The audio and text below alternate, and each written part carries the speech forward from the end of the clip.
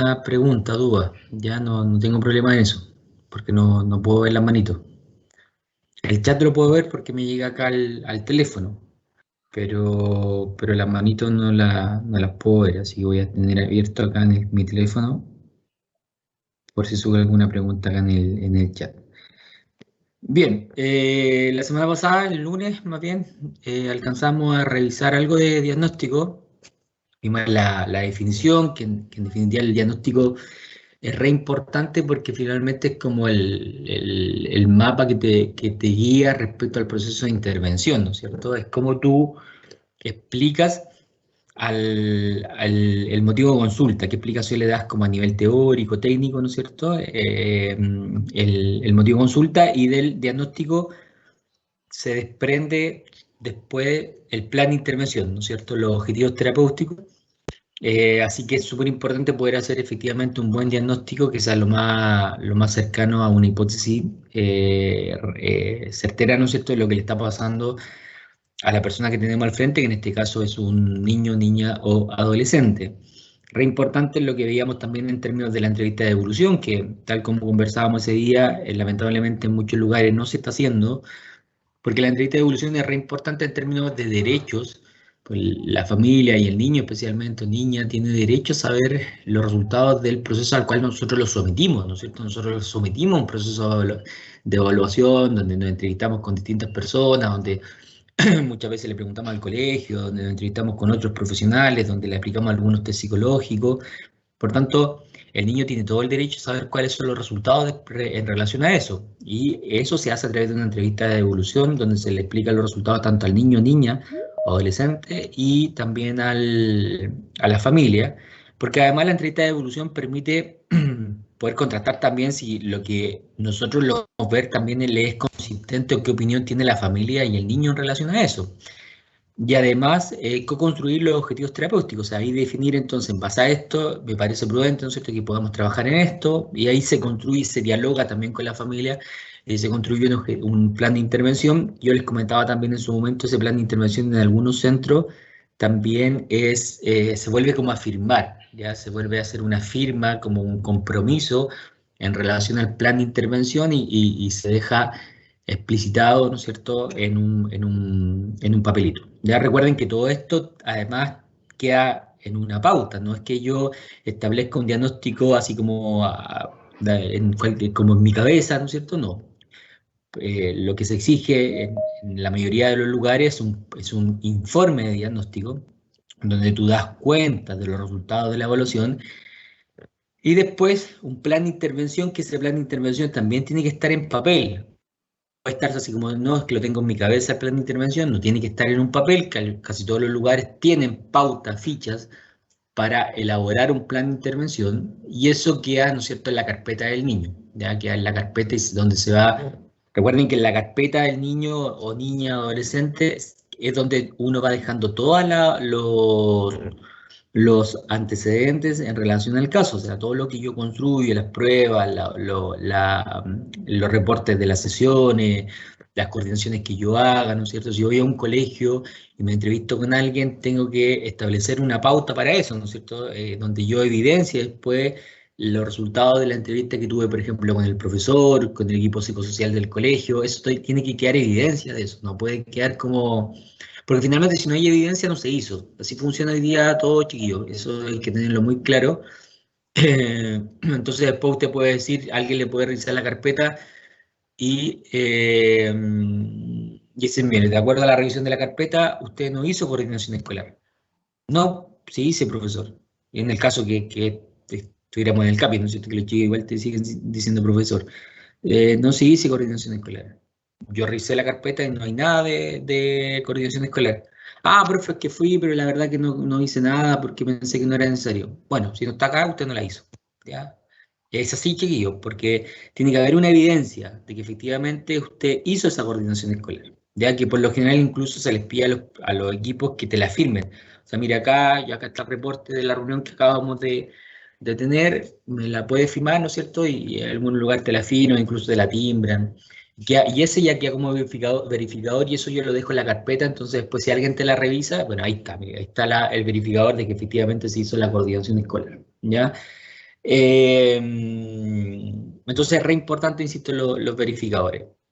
Vimos algunas cosas importantes, lo que ha pasado hoy día con los niños, niñas, adolescentes respecto al incremento de las solicitudes de atención. Hoy día, además, mucho más común que los niños asistan a psicólogos, mucho más que antes, ¿no es cierto? Que antes había un prejuicio en relación al tema, hoy día no. Todas las habilidades que hay que tener para trabajar con niños también vimos, la importancia del vínculo, que hay que tener la capacidad de vincularse no solamente con el niño o niña, sino que también con la familia, los otros entes que trabajan en el caso, ¿no es cierto? Hay que ser capaces, ¿no es cierto?, de vincularse con distintos entes de intervención. Ya vimos algunas particularidades en relación a la edad, ¿no es cierto?, que quizás hay que darle énfasis, que lo fuimos revisando de acuerdo a la edad, y creo que llegamos hasta aquí.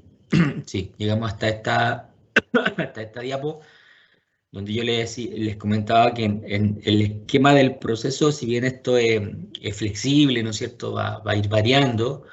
Hay un primer contacto, que es esta sesión cero que vimos en la primera clase, ¿se acuerdan? Que es como todo lo previo a la primera sesión. Después ya la sesión uno, donde se establece ya el motivo de consulta, se establecen los consentimientos, los encuadres, qué sé yo, y ya se indaga en términos del motivo de consulta, se co-construye el motivo de consulta y se establece también una anamnesis, según datos generales, y ya después las sesiones de evaluación propiamente tal, aunque recuerden, ¿no es cierto?, que uno está evaluando siempre, o está interviniendo siempre, pero las sesiones de evaluación que van entre 2 y 4, eso, pero eso va a depender también del lugar, del proceso, o sea, de dónde ustedes estén, va a depender del caso. Por ejemplo, ayer conversaba con una egresada, con una chiquilla que trabaja en los DAM, que los DAM son los centros de diagnóstico ambulatorio del Sename, que son los encargados de hacer las pericias, ya que si bien está más como en la línea de la clase del día viernes, ¿no es cierto? Ese nivel de informe o ese nivel de evaluación es más bien más que a nivel clínico, se diferencia ahí de forma considerable a lo clínico, pero porque no es que ella haga evaluaciones para después trabajar y establecer un plan de intervención. Lo que se hace en un DAM es que se hace solo la evaluación, ¿ya? Solo la pericia. Después se envía al tribunal para que el tribunal resuelva. Y el tribunal, por ejemplo, puede resolver que el niño efectivamente acuda a un programa de intervención, pero lo manda a otro centro. Ya lo manda a un PPF, a un PRM, a un PIE, no sé.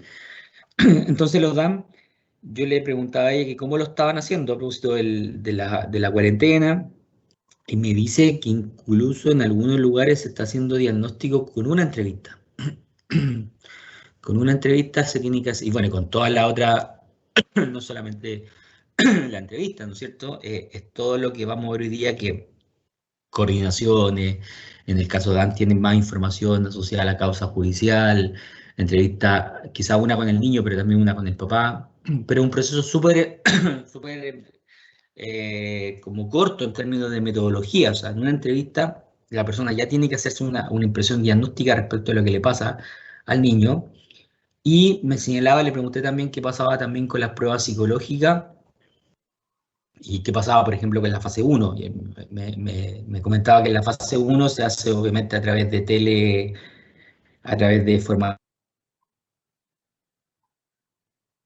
gente mayores de 7 años, ya no con niños menores de 7 años. Los niños menores de 7 años, los remotos quedan fuera, no es posible hacerlo, solo presencial.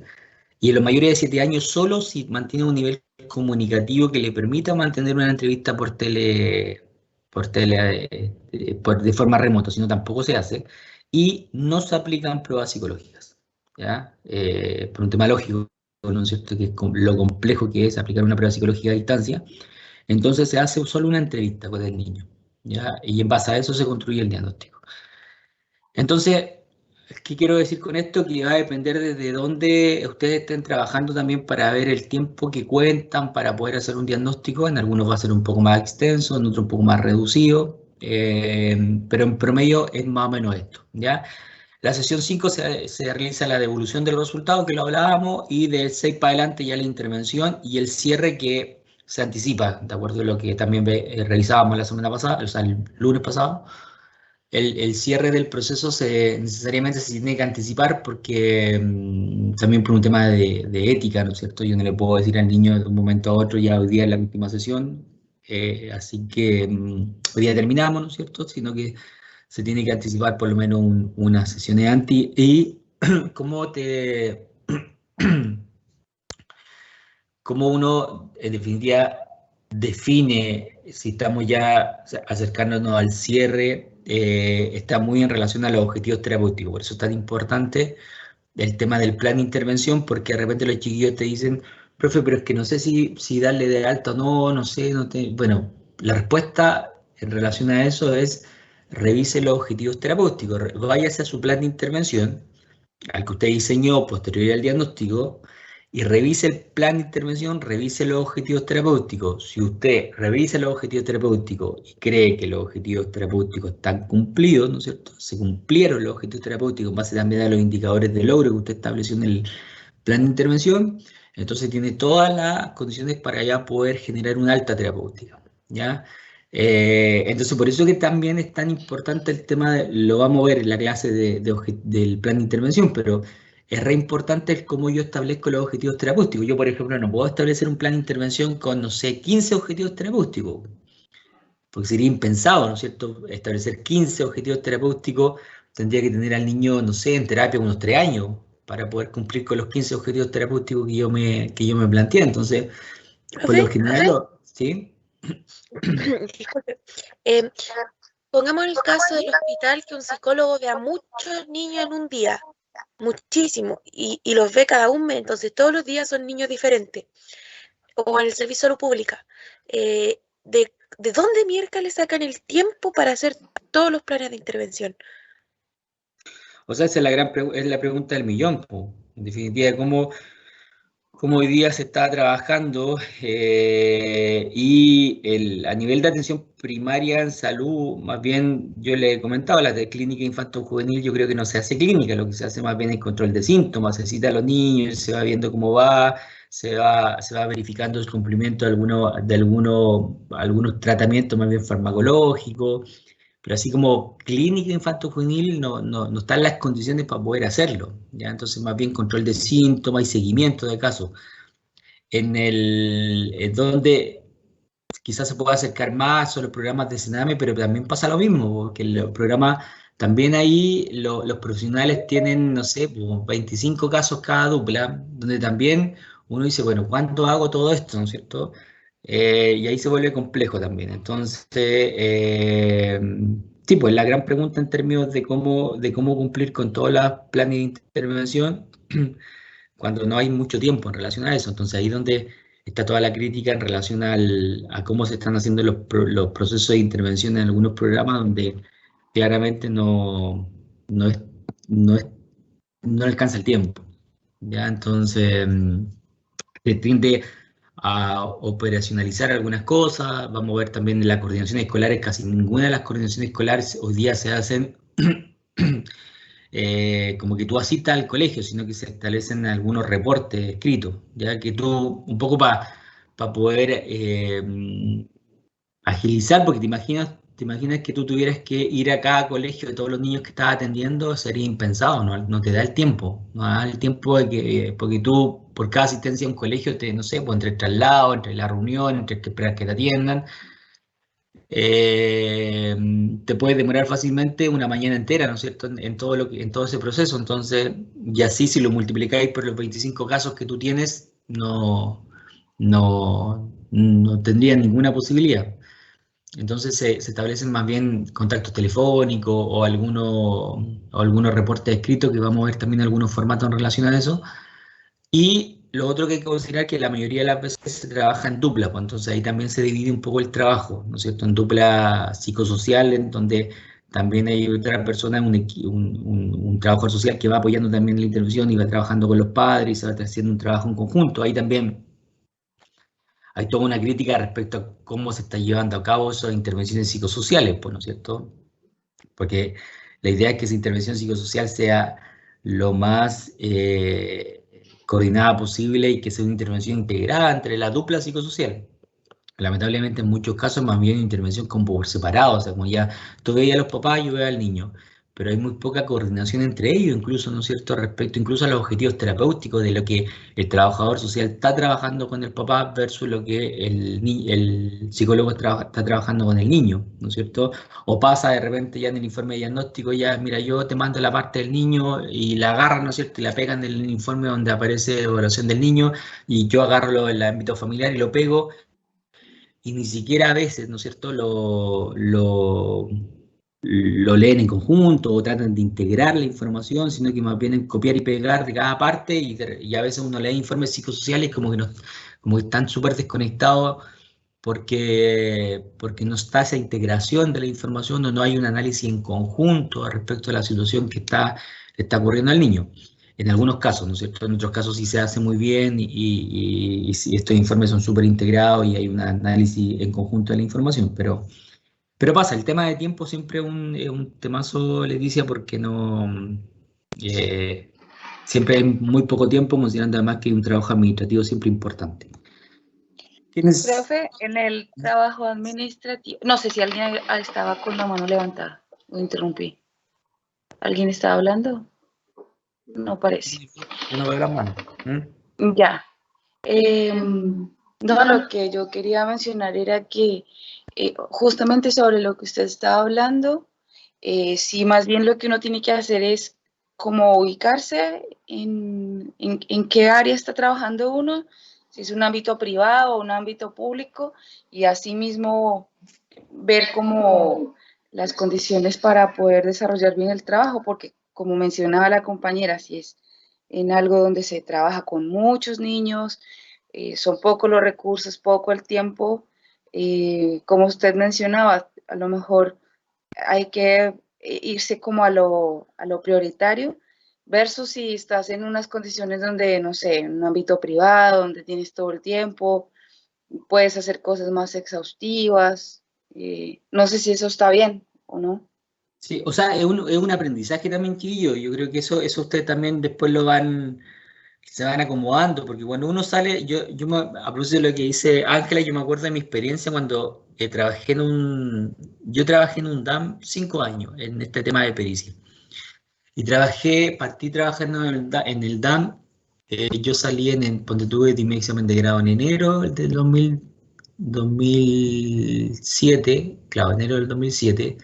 Empecé a trabajar en marzo, en ese tiempo era súper fácil encontrar trabajo porque, de hecho, fue en enero, me di vacaciones en febrero, empecé a buscar trabajo en marzo y encontré trabajo al tiro en marzo para empezar en abril. Como había muy poco, era como tirar currículum y encontrar ahí pega. Y empecé a trabajar en abril en un programa de Sename, pero en Curepto, me acuerdo, y después en un programa de acá del ámbito de explotación sexual infantil en Talca. Tenía como media jornada en ambos, pero eso fue como 3 meses, porque justo coincidió que ese proyecto cerró y se dio un cupo en el DAM en Talca, me acuerdo, que era como los 3 meses de haber ya empezado a trabajar, tenía muy poca experiencia. Y me metí a esa área cuando uno podía meterse con poca experiencia, hoy día piden mucho más requisitos. Y tuve que renunciar a la jornada de Curepto porque acá me estaban ofreciendo jornada completa y era en Talca, entonces me acomodaba mucho más. Y me acuerdo que me tiraban a hacer pericias con 3 meses de experiencia laboral. Y nada, pues, yo me acuerdo que al principio era una cuestión impresionante y dije, pero ¿cómo voy a hacer esto? ¿Cómo voy a cumplir con 25? Tenía que hacer como 25 informes mensuales en dupla. Era una cuestión impresionante. Entonces yo me acuerdo que en ese momento, como estaba recién salido de la universidad también, pedí permiso también para poder, en las pruebas psicológicas que aplicaba, poder ponerle en un archivador para poder revisarla en mi casa. Y me dieron permiso, pero andaba con un archivador gigante, me acuerdo, así gigante, con todos los test psicológicos aplicados, más que como que intentaba aplicar muchos test, como pensando en esta lógica de que los test entregaban mucha información. Y andaba con una cantidad impresionante para poder hacer toda la revisión, como la revisión que te enseñan en la U, así como que tienes que ir revisando detalle por detalle los indicadores, ¿no es cierto? Una cuestión que eso yo creo que me duró como 2 meses, o con suerte 2 meses. Después ya caché que era impensado, no se podía hacer eso. No te da el tiempo para poder hacer eso. ¿no? Entonces, finalmente después quiere una experticia que termina primero priorizando las pruebas, o sea, no te vuelves loco aplicando una cantidad de pruebas tan extensa, y lo otro que ya empieza a revisar las pruebas ya mucho más rápido, ¿no es cierto? No como te lo enseñan en la universidad, que implica que yo agarro un CAT y me demore como 2 horas en revisar el CAT, pues, ¿no es cierto? O lo mismo con el test de persona bajo la lluvia, quizá, o otro instrumento, sino que uno finalmente adquiere un nivel de experticia o un nivel también de operatividad respecto a eso, de pescar un test, revisar en términos generales, ¿no es cierto?, lo que pueda aparecer y listo, ¿no es cierto? Y después triangular toda la información que se aparece, que me parece mucho más relevante. Pero entonces, a lo que voy con esto es que finalmente es un proceso de aprendizaje, ¿no es cierto? Un proceso de, de que ustedes al principio van a partir así, pues van a partir muy como desde la línea teórica o la línea como más académica, y la práctica les va a decir, oye, mira, es que acá se funciona más rápido, entonces ustedes de a poquito se van a ir acomodando a eso, ¿ya? Tampoco es un tema que hay que temerle mucho porque se da como como que la experiencia te lo va generando de forma casi automática, ¿ya? Pero pasa entonces que ustedes entonces se van a tener que ir acomodando desde donde estén, en algunos lados van a tener más tiempo, en otros lados no tanto, en algunos lados les van a exigir mucho trabajo administrativo, en otros no tanto. Esas son las cuestiones que ustedes tienen que mirar, como yo les decía en su momento, en estas 2 primeras semanas de práctica, ya que son estas 2 primeras semanas de práctica, donde ustedes desarrollan el informe de práctica. Ahí es donde ustedes tienen que ver todo lo institucional, ¿no es cierto? En cómo funciona, si funcionan con pautas o no, si tienen consentimiento o no, si hay pautas en relación al trabajo, si hay un manual de procedimientos, si hay protocolo, ¿no es cierto? Toda esa información ustedes la definen en estas primeras 2 semanas de práctica, o primeras 2 o 3 semanas de práctica, que ustedes el tiempo que tienen para construir su proyecto de práctica. ¿Ya? Entonces, además que tienen mucho tiempo al comienzo, porque como no tienen tareas necesariamente de realizar, así que bueno, es imposible que usted llegue al lugar de práctica y le diga, ya toma, aquí tiene el caso, atiéndalo, eso no va a pasar. O acá tiene, necesito mañana que me diseñe un taller para que lo ejecute el día viernes.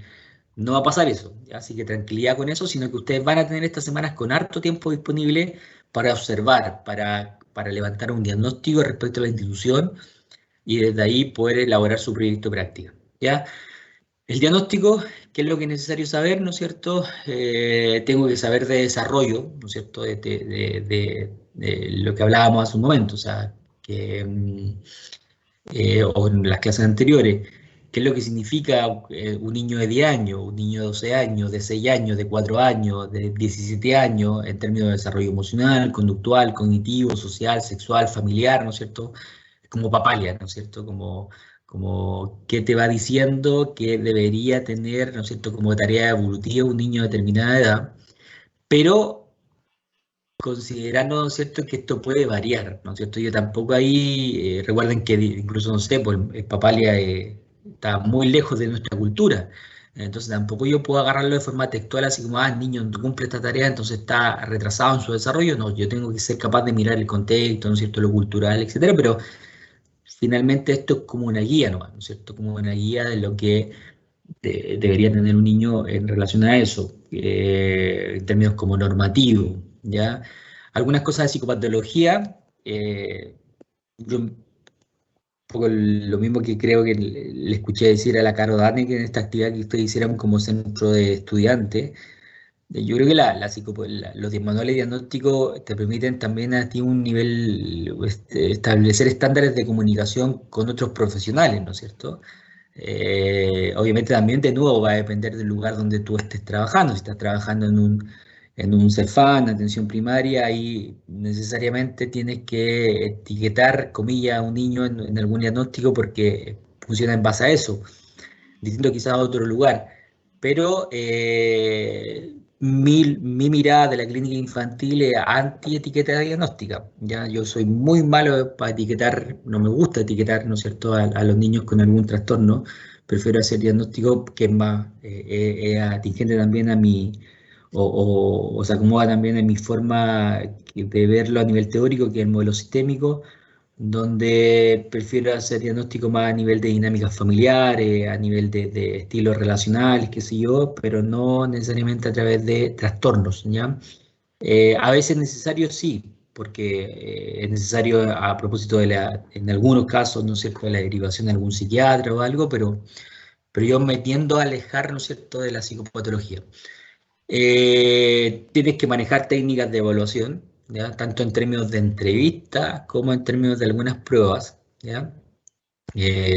Manejo teórico desde donde comprender la situación, que es lo que usted también tiene que ir definiendo qué modelo teórico le acomoda más para ver una determinada realidad, sistémico, cognitivo-conductual, psicoanalítico, ¿no es cierto? ¿Cuál es el modelo que ustedes van a optar para interpretar, ¿no es cierto?, el fenómeno que ustedes están visualizando? Aspecto ético, ¿no es cierto? Hay que tener claro, ¿no es cierto?, aspecto ético al momento de intervenir, y aspectos culturales. ¿Ya? Eso yo creo que no hay que perderlo de vista nunca, que en definitiva entender qué significa ser niño en base a esa realidad. Ya es distinto ser niño hoy día en Talca que ser niño hoy día en San Clemente, es distinto ser niño en Talca hoy día del sector norte que del sector oriente, es distinto ser niño hoy día en una familia con padres ambos profesionales que en una familia con ambos padres que a lo mejor no tienen una escolarización completa.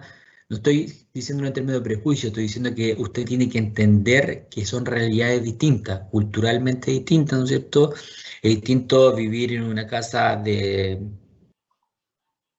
300 metros cuadrados frente a un área verde, ¿no es cierto?, con un patio gigante, a vivir en un departamento de 40 metros cuadrados, ¿no es cierto? Esa construcción respecto a entender la realidad cultural de cada niño no la podemos perder de vista nunca, ¿no es cierto?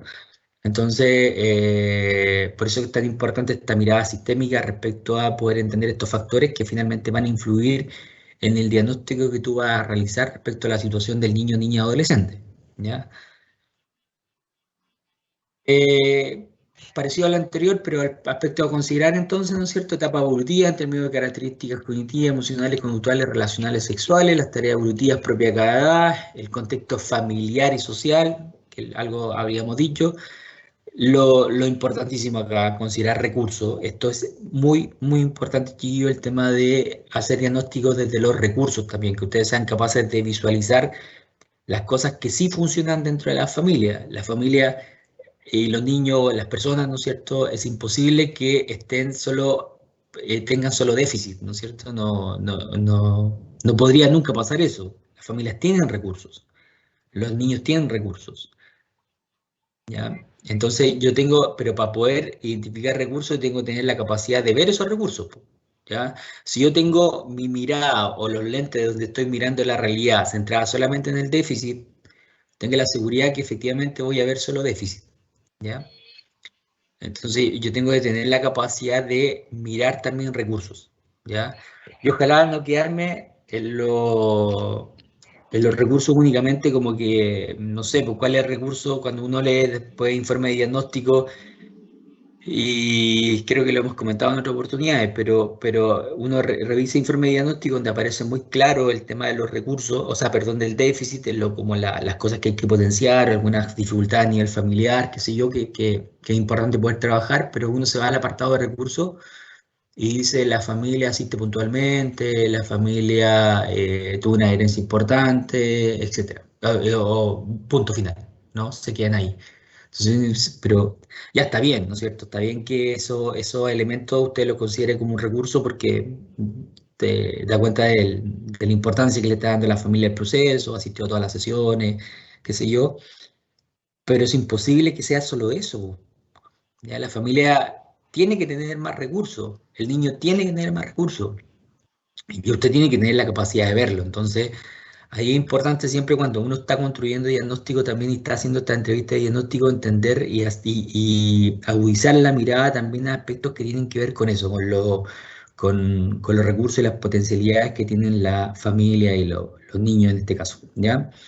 Y mantener una mirada relacional, que hoy día, independiente del modelo teórico, la mayoría, ¿no es cierto?, mantiene esta mirada, ¿ya? De entender el niño dentro de un contexto donde establece relaciones con otros, ¿no es cierto? O sea, el niño no está solo, ya el niño establece relaciones con más gente, con los papás, con los hermanos, con los abuelos, con los tíos, con los profesores, con los compañeros, con los amigos, con los vecinos. ¿Mm? El niño está plagado de relaciones, ¿no es cierto? Entonces, yo tengo que ver también cómo esas relaciones influyen en lo que está pasando, ¿no es cierto? Por eso que la mirada relacional para mí, ¿no es cierto? Es re importante en términos de la construcción de un diagnóstico. ¿Qué es lo que, cómo construir un diagnóstico? La entrevista psicológica para mí es clave. Ya creo que yo les comenté en una clase anterior, yo entre más avanzo en esto, más me alejo de los test y más creo en por un lado, en la impresión clínica, ¿no es cierto? Que es como el ojo clínico, si bien el ojo clínico se va agudizando a medida que uno va avanzando, ¿ya? Porque tiene que ver también con la experiencia. Y les va a pasar, ¿no es cierto? Es lo que hablábamos hace un momento. Probablemente al principio a ustedes les va a costar mucho poder hacer un diagnóstico, se van a demorar mucho más, pero a medida que van adquiriendo experiencia y van teniendo como horas como profesionales de proceso de diagnóstico en el cuerpo, les aseguro que van a ir agudizando el ojo clínico y cada vez va a ser más fácil poder construir procesos porque van a tener más experiencia. Pero la entrevista es clave. La entrevista, hacer buenas entrevistas, tanto con los adultos como con los profesores, con los niños, con las personas que como que yo me entrevisto al momento de hacer el diagnóstico, para mí es clave en términos de poder hacer un buen diagnóstico, ¿ya? Entonces ahí es que hay que saber cómo hacerlo, ¿no es cierto? El tema de las preguntas que inducen respuestas, hay que ser muy cuidadoso, hacer preguntas lo más abiertas posible, no quedarte en lo que hablábamos el otro día de que de repente te dan una respuesta, ya me quedo con eso, sino que lograr llevar a que la persona lo concretice, establecer pautas relacionales al momento de hacer entrevistas, ¿no es cierto? Que cuando uno le dice al papá, no, que el niño siempre pelea con su hermano. Ya, y bueno, ¿qué hace usted cuando ellos pelean? No, yo por lo general voy y los separo. Ya, y el papá, no, el papá nunca está, pues si está trabajando. Y las veces que el papá está presente y los niños pelean y usted va y los separa, ¿qué hace el papá? No, el papá la verdad que no hace nada, siempre se queda sentado. Soy yo la que los separa. Y después que usted los separa, ¿no es cierto?, a los niños cuando usted dice que están peleando, ¿qué pasa? Por lo general quedan llorando, ¿no es cierto? Y los dejo solos ahí a los dos, los separo, cada uno a su pieza. Y posteriormente siempre hay una discusión entre nosotros como papá, porque yo le digo siempre a él, a mi marido, pero tú no haces nada, te caes sentado, qué sé yo. Y ahí puedo seguir construyendo preguntas que te van a permitir establecer pautas relacionales, ¿no es cierto? Si ese patrón se mantiene en el tiempo, o sea, si esa pauta se mantiene en el tiempo, se convierte en patrón, ¿no es cierto? Un patrón relacional y que probablemente cada vez que los niños discutan o tienen alguna dificultad, los papás reaccionan de esa forma, ¿no es cierto? Entonces uno establece pautas relacionales, pero eso uno lo tiene que construir a través de preguntas, pues, ¿no es cierto? No es que te aparezca solo, sino que ahí aparece, ¿no es cierto?, la capacidad del entrevistador de poder, ¿no es cierto?, hacer buenas entrevistas para lograr esto, ¿ya? ¿Sí? ¿Qué sería una pregunta que induce a respuesta? Usted está cansada de la clase, ¿verdad? Va a decir que le diga que sí. Sí, pues, ¿no es cierto? Sí, está cansada de la clase, ¿ya? Usted tiene sueño en la clase, ¿verdad? ¿Mm? Sí. Sí. Ya, pero, claro, tiene la capacidad de poder responder que no, porque eres más adulto, ¿no es cierto? Pero con los niños, sobre todo, es si yo le digo sí, que usted le induzco, le pongo la respuesta ahí, tengo grandes posibilidades que el niño responda en base a lo que yo le estoy diciendo.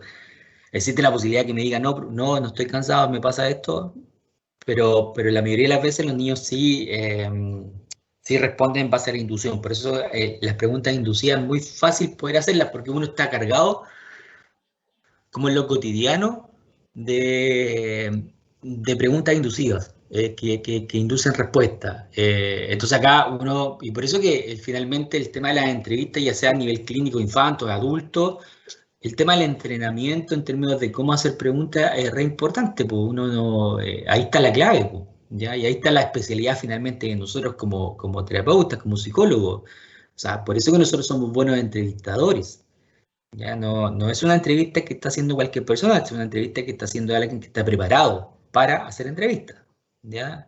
Entonces, obviamente te van a salir preguntas que en esa línea, es obvio, independiente de la experiencia que tenga, de repente igual te van a salir. ¿Ya? Pero uno tiene que ir, de alguna forma, ir dándose cuenta de eso también, ¿no es cierto? Que de las preguntas quizás que a lo mejor uno dice, de repente, independiente, insisto, la experiencia que tenga, uno dice, pucha, no, esa pregunta no era la más adecuada, ¿no es cierto? Porque obviamente genera cierta inducción a la respuesta que que finalmente me dieron. Entonces, es un tema de entrenamiento que hay que ir avanzando a poco, pero finalmente para eso está también la práctica, ¿no es cierto? La práctica en términos de que ese proceso también de práctica, de entrenamiento es re importante para poder ir entrenándose en esto, ¿ya? Las técnicas de evaluación va a depender, ¿no es cierto?, del modelo teórico, pero ahí yo pongo, bueno, un sistémico puede utilizar test proyectivos. ¿Qué dicen ustedes?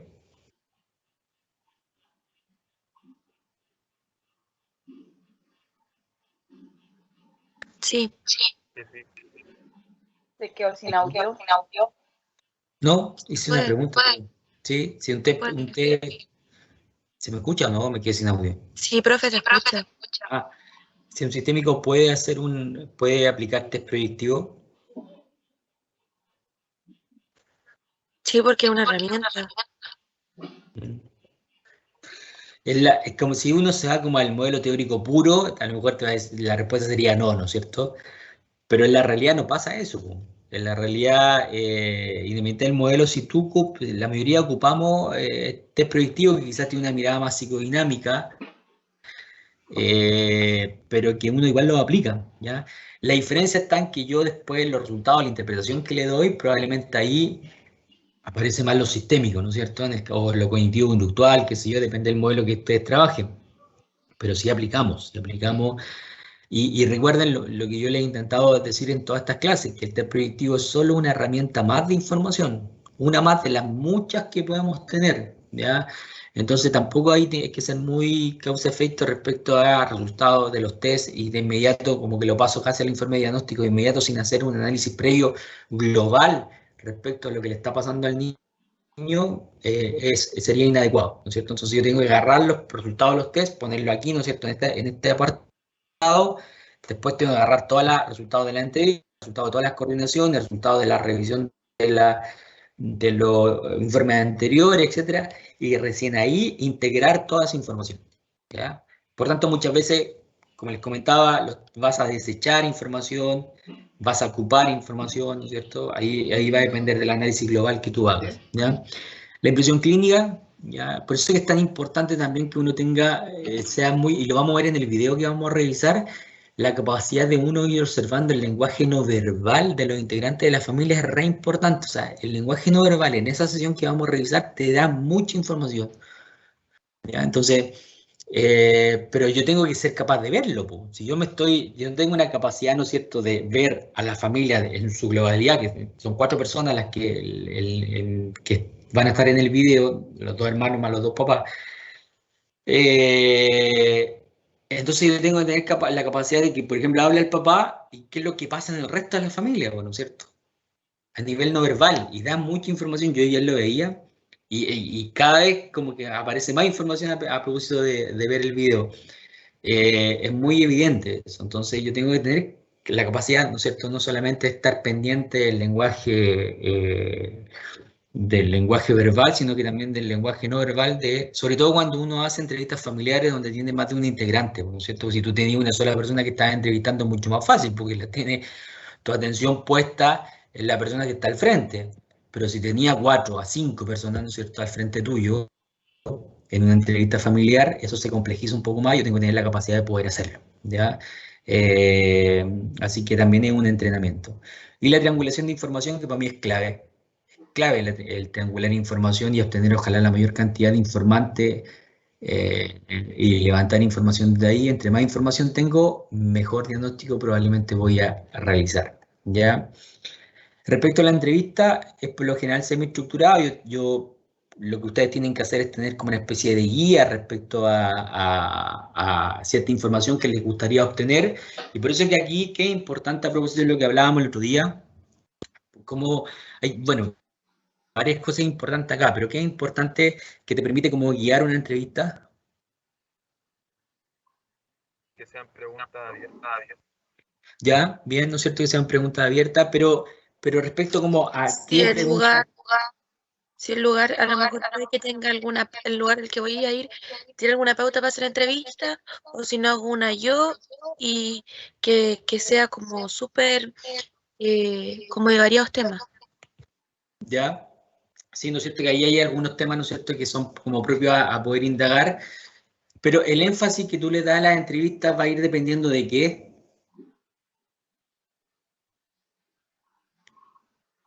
¿Qué es lo que veíamos el otro día? Que ya desde la primera sesión uno tiene que empezar a establecer qué.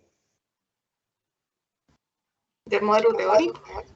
El objetivo ¿Hipótesis diagnósticas, profe? del Felipe. vínculo. ¿Fue Felipe el que dijo hipótesis?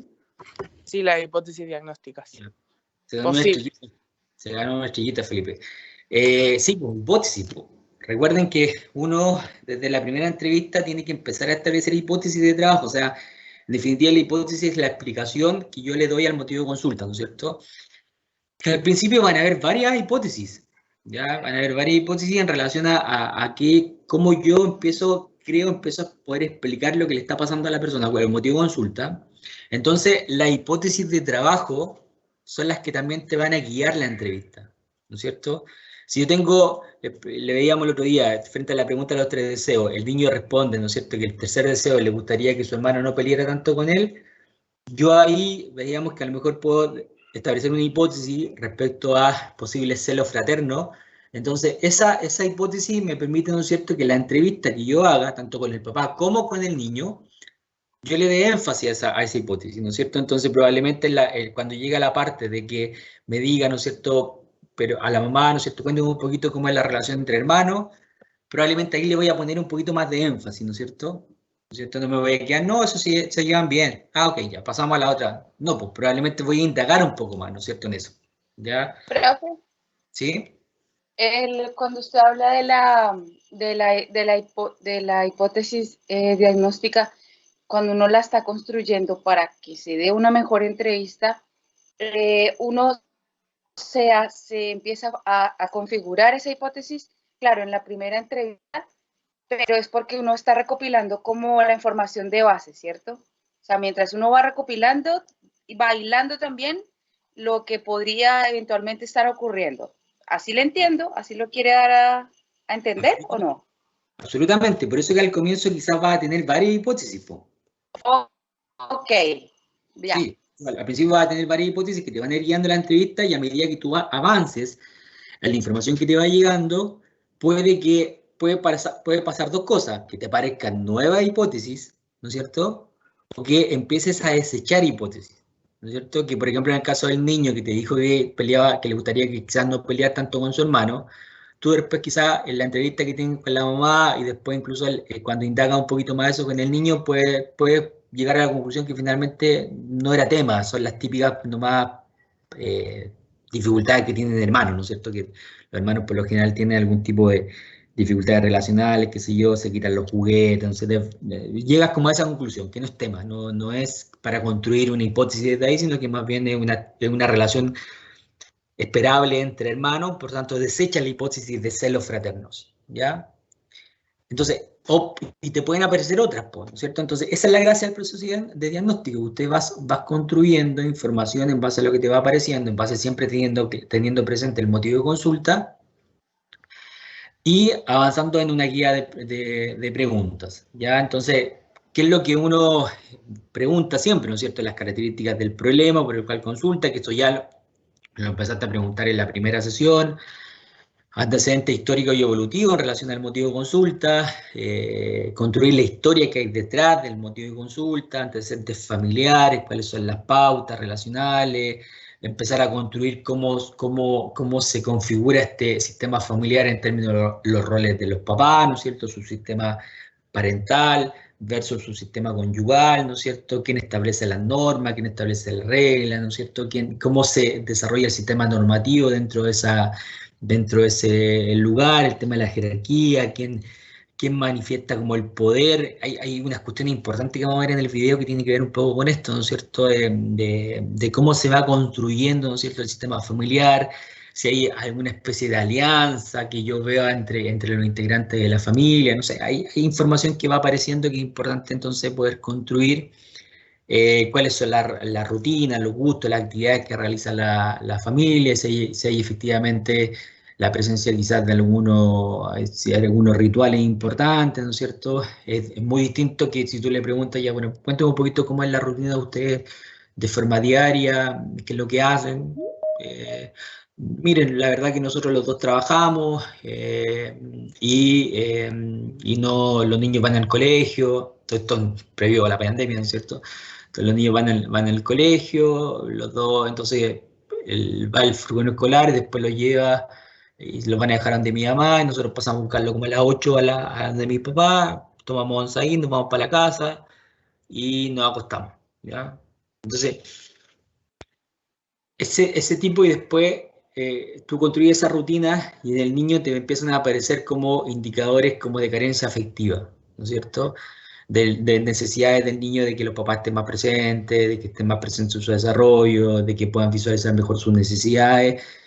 Y uno empieza a agarrar, ¿no es cierto?, lo que te va apareciendo en el niño versus las rutinas familiares. Es decir, bueno, parece que es una familia, ¿no es cierto?, que pasa muy pocas horas juntos pues, y que los pocos momentos que tienen más bien no se configura como un espacio familiar de entrega de afecto, sino que más bien son espacios familiares centrados más bien en la tarea, los niños llegan, preparan sus cosas del colegio, las mamás se pueden hacer las tareas de casa, y esa es como la configuración, y el fin de semana, que quizás donde pueden tener más tiempo, tampoco hay muchas actividades familiares, cada uno está en su mundo, y finalmente todo eso que te va apareciendo de la simple pregunta en relación a que ellos te digan cómo es la rutina familiar, tanto de los días de lunes a viernes como de sábado y domingo, te va a ir siendo consistente esa información que tú vas agarrando desde ahí, ¿no es cierto?, a los resultados de las entrevistas que tú estás teniendo con el niño, ¿no es cierto? Entonces también probablemente el diagnóstico, por ejemplo, una de las líneas del diagnóstico van a ir en esas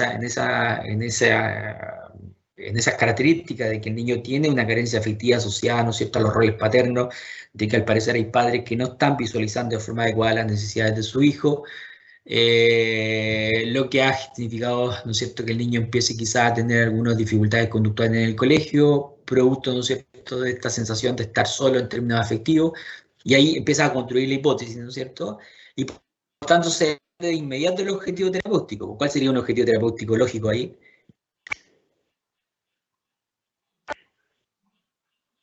Puede ser súper doméstico, pero que finalmente uno lo construye a nivel técnico, pero si uno construye un diagnóstico en la línea, ¿no es cierto?, que una familia que tiene poco espacio y que el niño además siente cierta carencia afectiva por tener padres que no están presentes o que no están visualizando las necesidades de su hijo.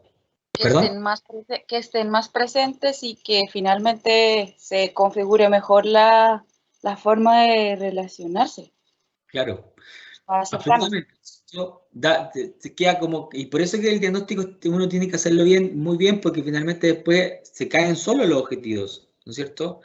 Si obviamente tú estás diciendo eso, en términos del diagnóstico, se da por hecho entonces que uno de los objetivos terapéuticos primero es trabajar con los padres para potenciar, ¿no es cierto?, la capacidad de ellos de, como una especie como de mentalización de las necesidades de su hijo, pero también potenciar los espacios familiares, pues. ¿No es cierto?, que las familias pasen más tiempo juntos, que hagan más cosas juntos, quizás a lo mejor en el momento que tienen más tiempo, que puede ser los fines de semana, ¿no es cierto?, que hagan cosas en conjunto, ¿ya? Que pueden sentir, ahí uno va guiando ese proceso, ¿no es cierto?, desde cuestiones súper sencillas, de repente chiquillos, que puede ser, no sé, pues ya ustedes el día viernes en la noche, no sé, juegan un juego de mesa todos juntos, ¿no es cierto?, vean una película todos juntos, de repente en el caso de los niños, cuando hay ciertos como celos fraternos, potenciar los espacios de dedicación exclusiva a los niños, ¿no es cierto? Entonces, por ejemplo, ya mira, a lo mejor un papá se puede quedar con un niño y el otro papá se diferencia y hacen cosas en forma paralela, pero con atención exclusiva a cada niño, y así se va construyendo también los objetivos que, como le digo, se desprenden casi de forma automática del diagnóstico, por eso que el diagnóstico tiene que estar bien hecho, ¿ya? Antecedentes sociales, escolares, comunitarios, todo eso es importante poder tenerlo. Cuando ustedes trabajen, si trabajan en algunos programas, bueno, yo creo que la mayoría de los programas hoy día van a trabajar con trabajadores sociales, ¿ya? Entonces, ellos son los que también te aportan toda esta línea, toda esta información, salvo quizás que trabajes en clínica privada, donde esta información más bien la tienes que también obtener tú. Por lo general, en esta dupla psicosocial son ellos los que te aportan, ¿no es cierto?, estos como antecedentes, ¿ya? Porque también hacen visita domiciliaria, ahí está la pregunta si el psicólogo tiene que hacer o no visita domiciliaria. Yo siempre, mi respuesta ha sido, bueno, si usted puede, si tú puedes acompañar quizás la visita domiciliaria que hace el trabajador social, hágalo, ¿no es cierto? Porque te da información, porque además tu mirada probablemente va a ser distinta a la mirada que quizás tenga el trabajador social, que el trabajador social de repente, no sé, pues va a preguntar si, no sé, cuestiones de la vivienda, el material que está construido, acceso a servicios básicos, no sé, como en esa lógica, pero tú también la mirada que le puedas dar respecto a saber dónde se relaciona el niño, ¿no es cierto?, de cómo está construido el hogar en términos de espacios, dónde está esa casa, ¿no es cierto?, si está cercana a áreas verdes o no, toda esa información como comunitaria, ¿no es cierto?, y también de la vivienda, te da esta información también respecto a cómo entender, ¿no es cierto?, la realidad del niño. Entonces, todo suma, todo suma. Rutinas, gustos, actividades de los niños, todo eso. ¿Sí? Pero hacer igual uno puede hacer un psicólogo solo una visita domiciliaria. Sí, que ahí hay todo un tema de repente de discusión en relación a eso, ¿no es cierto? Porque hay cierto sesgo de los trabajadores sociales, como que es una técnica utilizada más bien por ellos. Entonces, más que como visita, yo creo que no. Bueno, puede aparecer ese sesgo, ¿ya? Pero sí, pues sí, yo creo que si puedes hacerlo, te aporta, siempre te va a aportar. Porque finalmente la mirada nuestra de la visita domiciliaria no es la mirada que tiene el trabajador social, es una mirada distinta en términos de entender como con lo comunitario, el entorno en el cual se desenvuelve el niño, finalmente tiene que ver con eso. Que es igual, si bien no puede hacerlo, igual se tiene que construir en relación a la entrevista.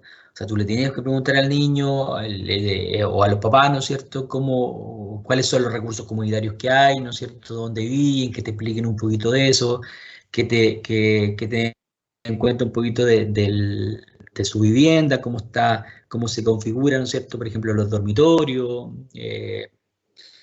Es distinto que te diga, por ejemplo, no, nosotros tenemos dormitorio y cada niño duerme en su dormitorio, o, ¿no es cierto?, vivan en una condición de hacinamiento, donde te diga, mira, nosotros estamos viviendo actualmente con mi suegro, entonces estamos en una pieza donde tenemos una cama de 2 plazas y otra al lado de una plaza, entonces dormimos todos juntos, dormimos los 4 juntos en la misma pieza. Claramente, ese factor es un factor relevante, pues, ¿ya? Es muy distinto a la otra situación, ¿no es cierto?, donde tenemos un niño que duerme cada uno en su pieza individual, ¿ya? Entonces, cosas uno tiene que tener la capacidad de verlas. Si yo no las veo, y cómo las veo también a través de preguntas, pues si yo no le pregunto nunca, ¿no es cierto? Y hago una mala entrevista de no ser capaz no ser capaz de indagar respecto a estos temas, no lo voy a saber, porque la familia no necesariamente te lo va a decir, pues, ¿ya? Eso uno lo hace a través de una pregunta, ¿ya? Entonces, esa es la lógica, ¿no es cierto, chiquillo? De poder entender cómo vive el niño y que te permitan, ¿no es cierto?, a ti finalmente construir un diagnóstico, y todos estos temas son sumamente relevantes. Profe, ¿Alguna? una ¿Mm? cosita. ¿O habló alguien primero? Parece que no. No, dale.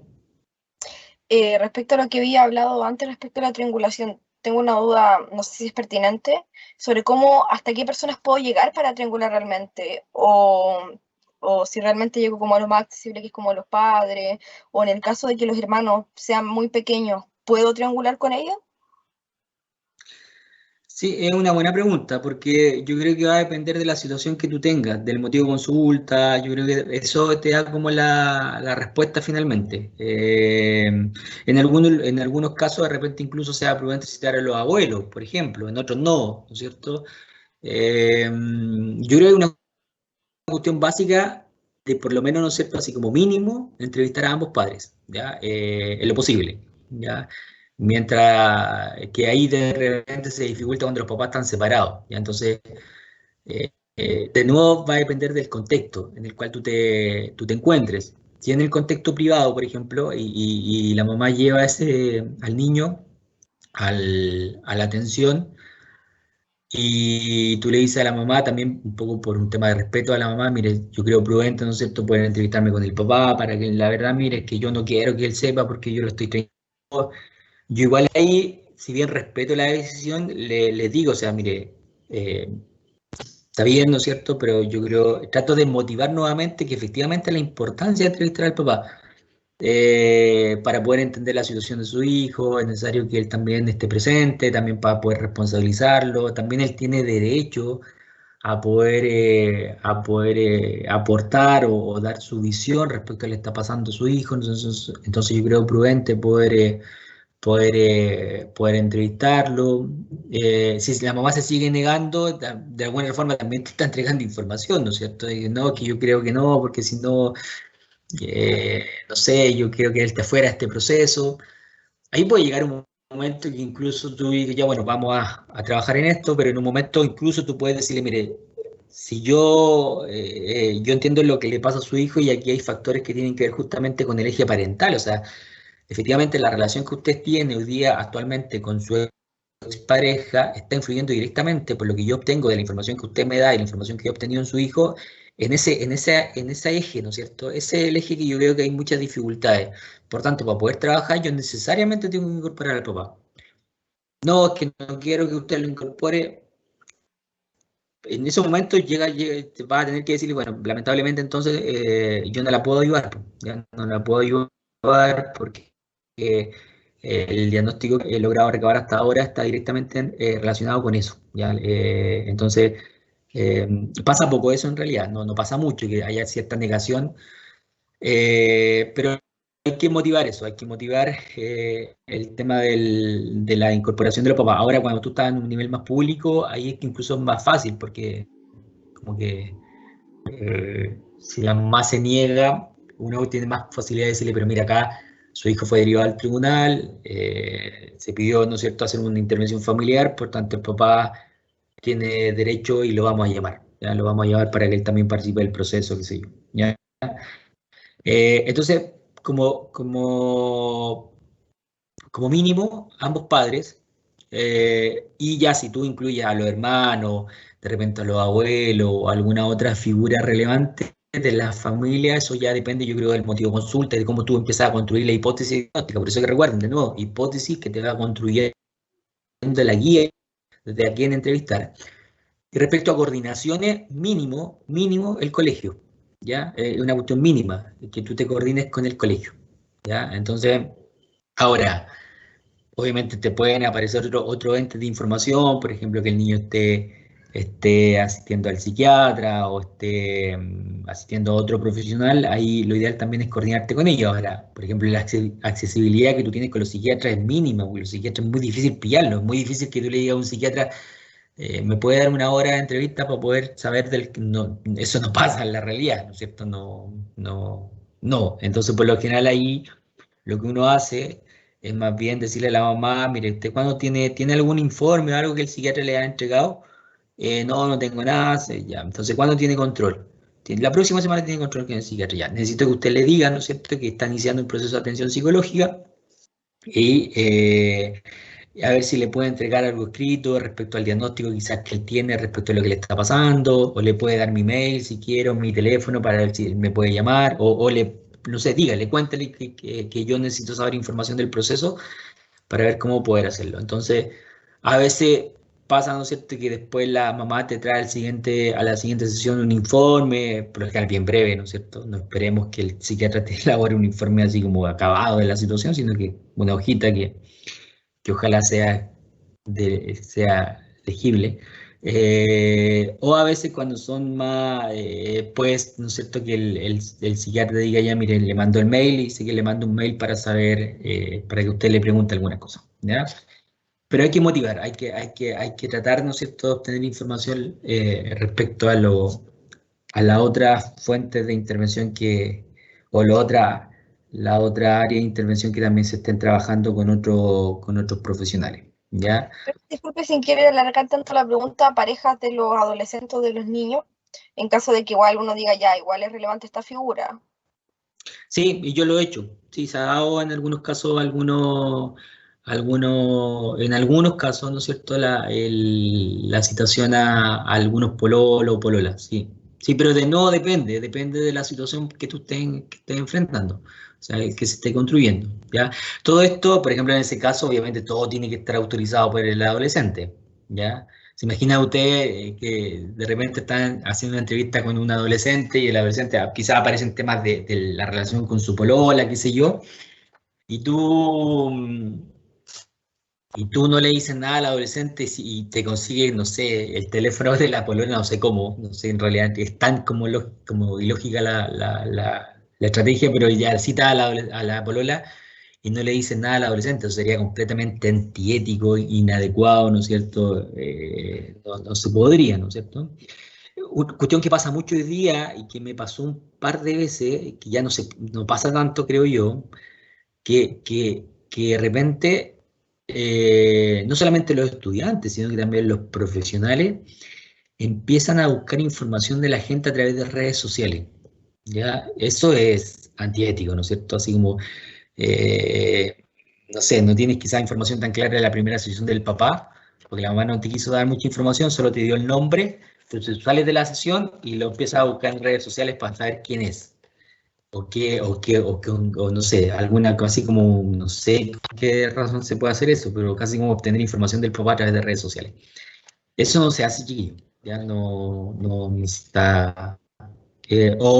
Aparece el adolescente, ¿no es cierto? El adolescente dice que ocupa muchas redes sociales y tú sales de la sesión y te pones también a buscarlo en redes sociales para ver un poco el perfil de, no sé, no es prudente, ya no es adecuado, no es ético, ese tipo de. Sin prejuicio, ¿no es cierto? Que sabemos que las redes sociales pueden entregar harta información, pero no es ético.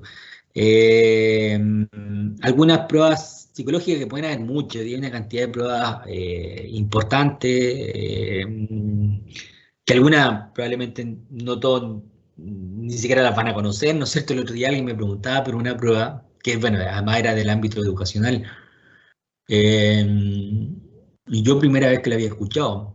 Le pregunté a un par de colegas del ámbito educacional, tampoco la habían escuchado. Me costó, tuve que, como al tercer persona que trabajaba en el ámbito educacional, me dijo que la conocía, pero que de hecho era una prueba que ni siquiera nosotros aplicábamos, aplicaban como aplicaban los fonos, parece.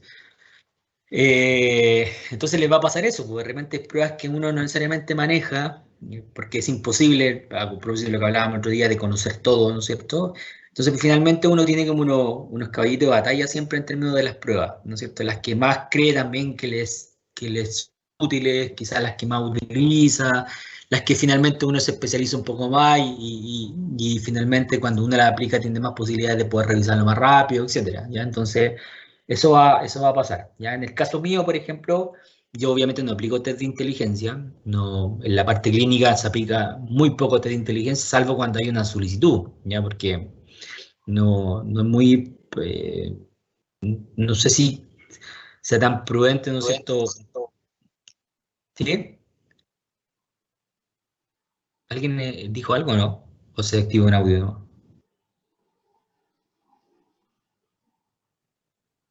Parece que se activó uno y había eco nomás. Ya. Me escuché yo mismo. Entonces, hay otros test que tienen que ver más bien con algunas cosas de personalidad, de vínculo, de daño, que el TAT, el CAT, el test de la familia, persona bajo la lluvia, el dibujo libre, el test de Roberto María, el TRO, el HTP, algún inventario de autoestima, etcétera. Yo esto aplico, los que más aplico es el CAT, creo que el CAT te entrega harta información, el CAT se aplica entre los 4 y los 12 años, ¿no es cierto? Te entrega harta información. Algunos gráficos, por lo general el test de la familia y el test de persona bajo la lluvia son dos de los gráficos que yo por lo general aplico. Dibujo libre, pero dibujo libre es más bien para vincularte con el niño más que para que te entregue información. El test de Roberto y test de María, poco. Quizás de repente cuando son más chiquitos, el test de Roberto, no sé si lo conocen, no sé si lo han visto en algún momento de María. Yo sé que estas pruebas ya las han visto algunas, pues, obviamente, pues, pero porque el de Roberto y María de repente es más específico. Lo pasó, no me acuerdo de qué, pero sé que lo pasó en algún momento la profe Maribel en evaluación y diagnóstico, en infancia, Sí, sí, pero no me acuerdo de qué era. sí. Sí, yo sé que ya lo han pasado las pruebas, entonces obviamente no nos vamos a quedar en eso, pero el test de Roberto y María se aplica a niños más chicos, que es muy parecido al test de frase incompleta, que es una historia de un niño que, por ejemplo, uno lo puede ir acomodando, de hecho, por ejemplo, Pedrito tiene 5 años. Hay una guía respecto a ciertas preguntas, dice, Pedrito no quiere ir al colegio. ¿Por qué crees tú que Pedrito no quiere ir al colegio? La verdad que yo creo que Pedrito no quiere ir al colegio porque lo molesta mucho en el colegio. Ya, Pedrito refiere que tiene algunos problemas con la mamá. ¿Por qué crees tú que Pedrito tiene problemas con la mamá? Finalmente, todas las respuestas que el niño te está entregando pueden, no causa-efecto, ¿ya? Pueden estar relacionadas también a su historia, ¿no es cierto? Porque, porque finalmente el niño está respondiendo en base a eso, ¿ya? A su historia, ¿ya? Entonces los que yo más aplico, como les digo, el CAT y algunos gráficos, y se acabó, no más que eso. Y el TRO de repente en el caso cuando son más grandes, que se aplican en población un poquito más adolescente, pero no más que eso, no mucho. La hora de juego diagnóstica, que te aporta esta información, el acuario familiar, la bandeja de arena, el video vamos a ver el sistema planetario que tiene la misma lógica que el acuario familiar, ¿ya? Es como el mismo análisis que se hace. Algunas pautas también que hay de apreciación clínica, el genograma simbólico, que se hace un genograma, pero por ejemplo con animales, ¿no es cierto? Entonces la familia va construyendo, se hace una sesión familiar donde la familia va construyendo su genograma, pero van ocupando algunos animales que puedan ejemplificar, ¿no es cierto?, la familia. La pregunta de los 3 deseos, esta yo siempre la hago, sí. Esta es una de las, como los caballitos de batalla que yo tengo, la pregunta de los 3 deseos, siempre la hago. Y en el caso de los adultos hay algunas pruebas hoy día de competencias parentales, las más conocidas son la NCFAS y la E2P. La E2P, de hecho, la vamos a ver en la clase del día viernes, ya cuando veamos evaluación de competencias parentales, vamos a ver la E2P. Pero que también yo lo vamos a ver también el día viernes, pero también soy súper cuidadoso en esas pautas, porque finalmente la pauta, sobre todo depende del contexto en el cual estés tú trabajando. Las pautas, como son autorreportes, muchas veces los papás obviamente salen bien evaluados, po. ¿No es cierto? Si yo sé, por ejemplo, un programa de Sename, el papá sabe que de alguna otra forma igual lo están evaluando, porque ese proyecto, ese programa, ¿no es cierto?, está realizando también informes que constantemente le están informando al tribunal en relación a su desempeño. La persona que lo responda ya está de visibilidad social ahí también, po, ¿no es cierto? Eh, Cuando revisemos la pauta, ustedes van a ver que perfectamente alguien puede responder en esa lógica. Entonces, más que la pauta propiamente tal, a mí me interesa que ustedes entiendan cuáles son los ejes de la parentalidad que es necesario poder indagar, y eso de repente se hace mejor a través de una entrevista. Ya por eso que para mí la entrevista es tan importante, porque si yo tengo, por ejemplo, claro que hay ciertos ejes, por ejemplo, en la parte vincular, la parte protectora, en competencias parentales, yo eso mismo que a lo mejor se pregunta a través de una prueba, de un test, de una pauta, yo puedo hacerlo a través de una buena entrevista, ¿ya? Como indagar los mismos ejes. Y probablemente la información que se entrega ahí es mucho más válida que de repente el autorreporte donde la gente tiende a evaluar de forma positiva, ¿ya? Entonces eso, pueden haber distintas pruebas. Les comentaba hace un rato, ¿no es cierto? Hoy día en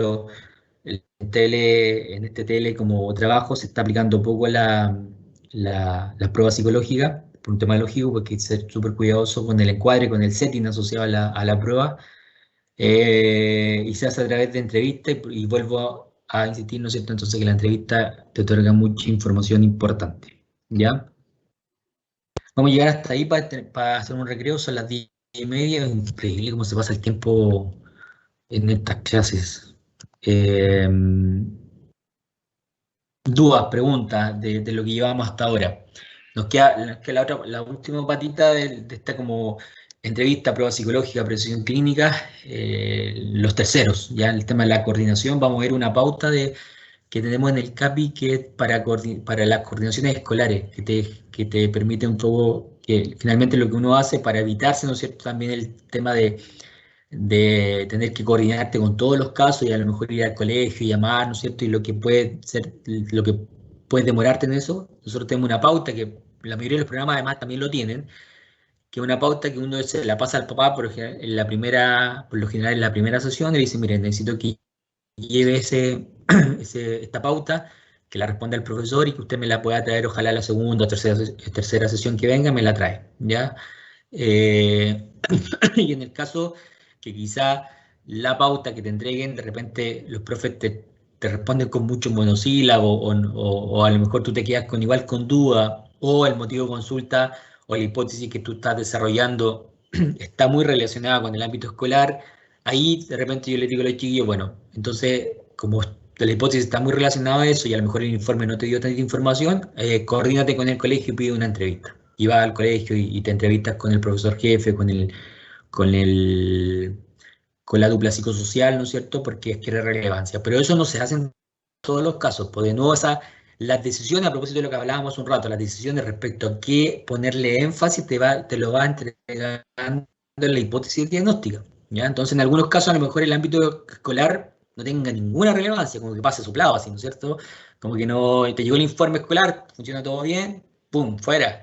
Uno se centra más bien en temas familiares, porque ahí está la dificultad, ¿ya? No va en el eje escolar, ¿ya?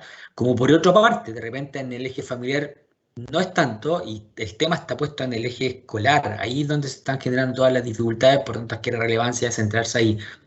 Todas esas decisiones finalmente te las va a ir dando el cómo tú vayas avanzando en el proceso de diagnóstico, en cómo tú vayas construyendo la hipótesis diagnóstica, ¿no es cierto?, en qué eje darle, en cómo tú también vas supervisando el caso. Recuerden que ustedes van a ir supervisando estos casos con sus supervisores en terreno, con sus supervisores docentes, que los van a ir guiando también. Mira, parece ser, ¿no es cierto?, que hay que irse para acá, parece ser necesario que tú a lo mejor cite a la mamá, que vuelva a citar al papá, que a lo mejor en este caso es importante citar a la abuela, a lo mejor en este caso es importante citar a la hermana.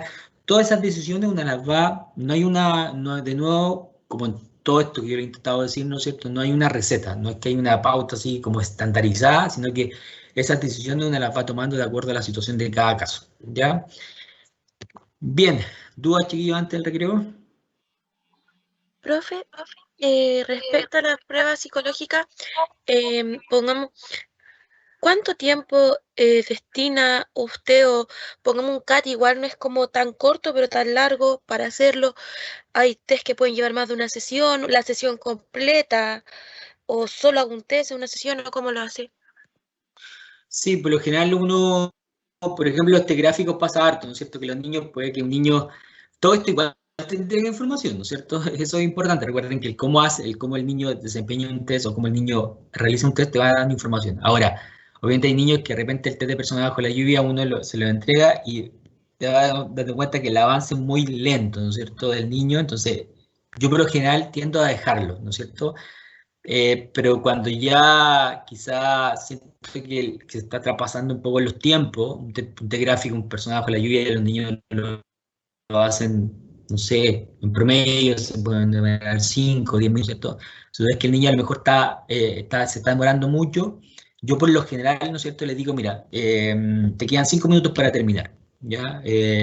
Ya, tío, y ahí como que empiezan, se concentran de nuevo en la tarea, pero ya eso de ocupar mucho tiempo ya también te está entregando información. Entonces, por lo general, también uno va encuadrando.